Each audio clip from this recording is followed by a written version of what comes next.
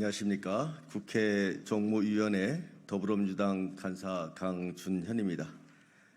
지난달 10일 국민권익위원회가 명품백 수수한 김건희 여사에 대해서 청탁금지법 위반 조사 결과 종결 결정을 발표한 이후에 파장이 식지 않고 있습니다. 권익위는 지금 이 순간까지도 김건희 여사 건을 종결 처리한 사유 하나 제대로 설명하지 않고 있고 전원위원회 의결서도 처리하지 않고 있습니다. 그 사이 국민적 분노와 시름만 나날이 거세지고 있습니다. 더불어민주당 정무위원들도 지난달 권익위를 규탄하면서 투명한 자료 공개와 설명을 요구하는 기자회견을 개최한 바 있고 간담회와 의원실 차원의 자료 요구도 지속적으로 진행하고 있습니다.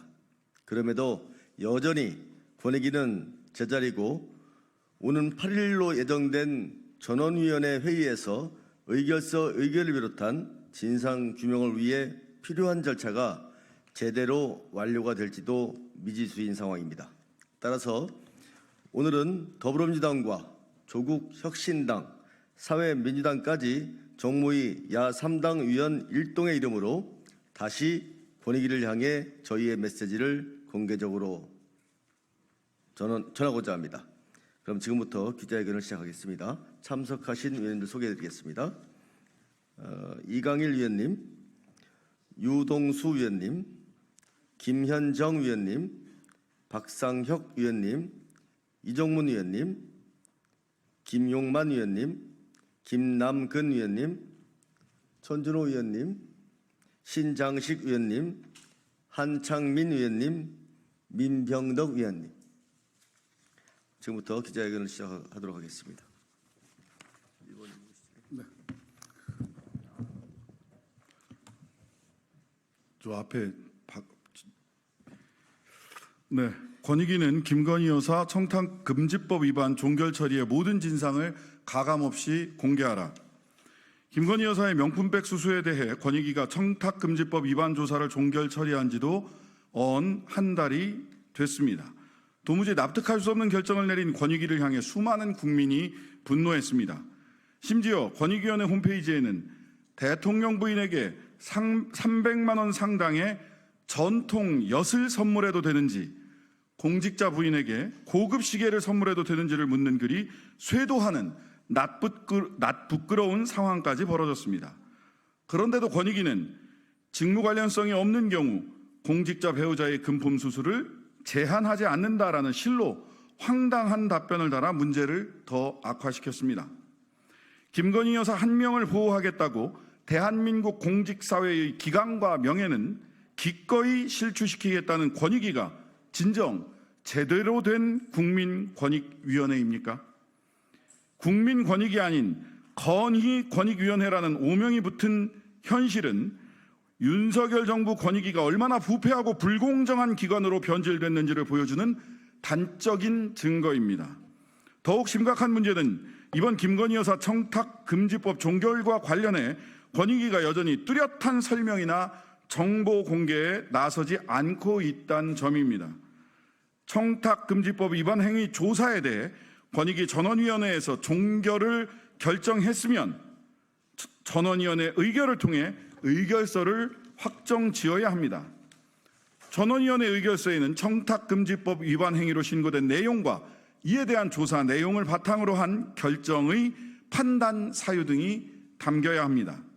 즉, 전원위원회 의결서는 피신고된 김건희 여사와 윤석열 대통령에 대한 조사 결과가 무엇이며 왜 종결이란 결정에 이르렀는지, 그리고 그 종결을 결정하는 과정에서 전원위원들로부터 어떤 의견이 제시되었는지와 그 의견에 대해 어떻게 판단을 했는지 등의 상세한 과정을 규명할 수 있는 단서입니다.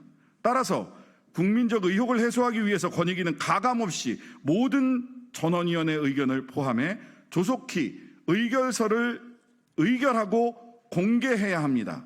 또한 의결서를 처리하는 과정에서 전원위원들이 어떤 논의를 했는지를 보여주는 전원위원회 회의록도 투명하게 공개해야 합니다.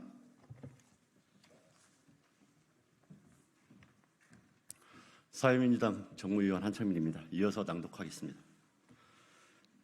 그런데 권익위는 지난달 24일 김건희 여사 청탁금지법 위반을 종결 처리한 결론을 담은 의결서를 통과시키지 못했습니다. 종결 처리에 반대한 일부 의원들의 의견을 의결서에 반영해달라는 요구를 권익위가 거부하면서 전원위원회가 처리가 불발된 것입니다. 권익위 측은 의결서에 소수 의견을 담는 것이 선례가 없다고 합니다. 이 무슨 회귀한 논리입니까? 헌법재판소에서 유연 여부 판결을 내릴 때도 최종 결정과 반대되는 소수 의견을 공개적으로 피력합니다. 국회에서 인사청문 보고서를 채택할 때도 인사청문 대상자의 채택에 반대하는 부대 의견을 담기도 합니다. 권익위는 헌법 위에 있습니까? 권익위는 국회도 지키는 법률적 관례를 이렇게 무시해도 된다는 말입니까? 권익위가 선례가 없다는 터무니없는 이유로 반대 의견을 피력할 기회조차 말살하겠다는 것은 자유로운 의사표현을 주장하는 민주적 절차를 유린하는 행위이자 끝까지 김건희 여사의 권익만 대변하겠다는 선언입니다.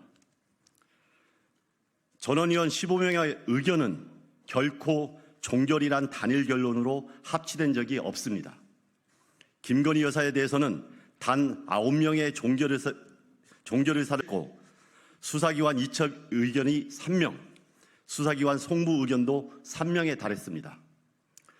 윤석열 대통령에 대해서도 종결의사를 밝힌 의원은 8명에 불과했습니다. 7명이나 되는 의원들이 수사기관에 송부해야 한다는 의견을 낸 것입니다. 이는 무시해서도 안 되고 무시할 수도 없는 주요한 의견인 것입니다. 다가오는 8일에 전원위원회가 다시 열릴 예정입니다. 더불어민주당과 조국혁신당, 사회민주당 등 정무위원회 야3당은 권익위를 향해 엄중히 경고합니다.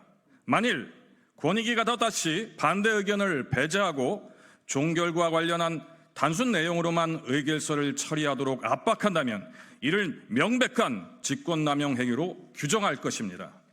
또한 이를 김건희 여사에 대한 조사의 진실을 의도적으로 은폐하는 행위이자 김건희 여사 봐주기를 시인하는 자백으로 규정할 것입니다. 그리고 그러한 권익위를 향한 추가적인 고발이나 감사원 감사 청구 등의 구체적인 행동까지 검토해서 대응 기조를 더욱 강화해 나갈 것입니다. 아직 기회는 있습니다. 권익위가 지금이라도 종결 결정에 관한 진상을 있는 그대로 설명하고 잘못된 판단은 없었는지 함께 따져보고자 한다면 권익위는 실추된 명예와 국민으로부터 잃은 신뢰를 회복할 수 있습니다. 부디 권익위가 국민이 기대하고 정무위원회 야3당이 부여하고 있는 그 기회의 끈을 놓치는 우를 범하지 않기를 바랍니다.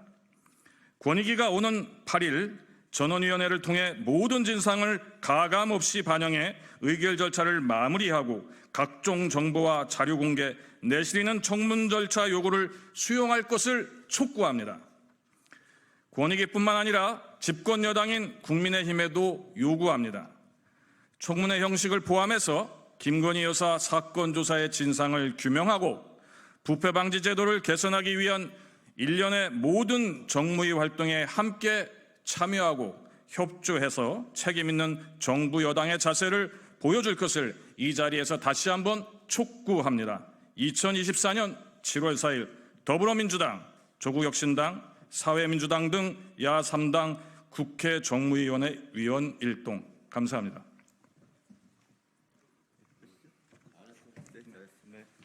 목소리가 너무 좋아.